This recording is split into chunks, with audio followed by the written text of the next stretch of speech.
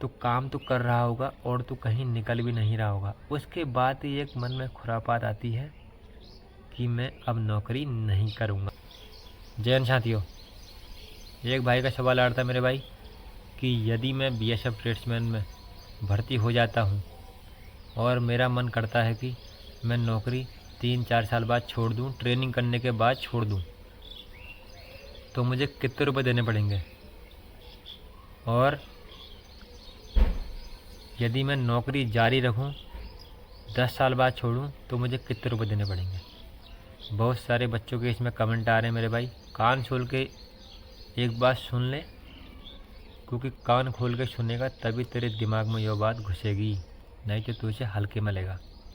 और ऐसी ऐसी चीज़ मैं तुझे इसमें बताने वाला हूँ जिसमें तू भी बोलेगा हाँ बात तो सही है, लेकिन मैं यह कर लूँगा। ज़िंदगी में परेशानी सबको आती है, लेकिन परेशानी कुछ ही समय के लिए होती है। उसके बाद यदि आप उस परेशानी को उस समय में झेल लेते हैं और उससे लड़ना सीखते हैं और आप उसके बाद बन जाते हैं एक महारथी, एक योद्धा। परेशानी से लड़ना ही एक योद्धापन का मुख्य रूप है। आप बहुत से लोग ऐसे होते हैं जो परेशानी देख के हार मान लेते हैं। आपने ऐसा नहीं करना है मेरे भाई। अब मैं तुझको यही बताने वाला हूँ कि यदि तू बीएसएफ ट्रेड्समैन में cook, water carrier, sweeper, watchman, barber, tailor, किसी ट्रेड में भी भर्ती हो जाता है तो तू नौकरी फर्स्ट तो क्यों छोड़ना चाहेगा? मेरी बात स्टार्टिंग के ध्यान से देना।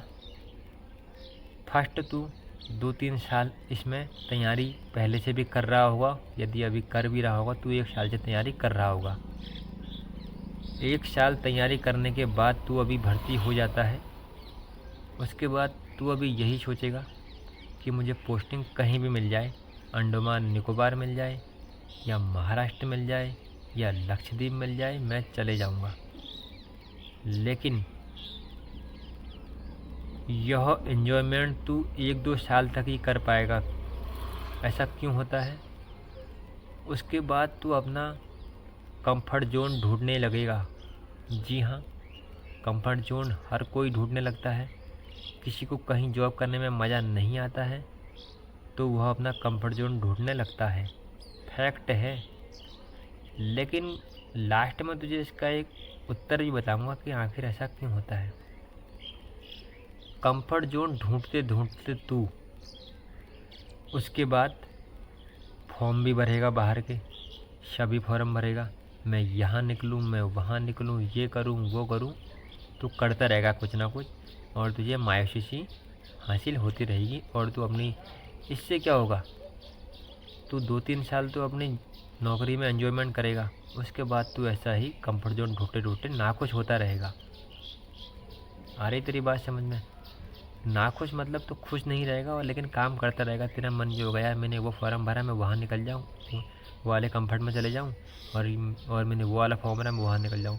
पूरे साल भर ऐसी परेशान रहेगा और अपना काम भी तो करते रहेगा। काम तो करना ही पड़ेगा जॉब को चाह तुझे।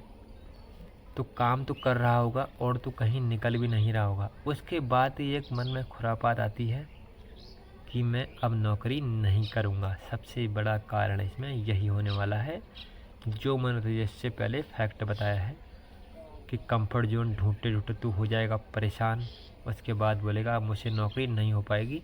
इसी कारण तू यही क्वेश्चन सोच के ही मुझसे अभी यह कमेंट में यही क्वेश्चन पूछ रहा है कि आखिर कितना रुपया लगेगा।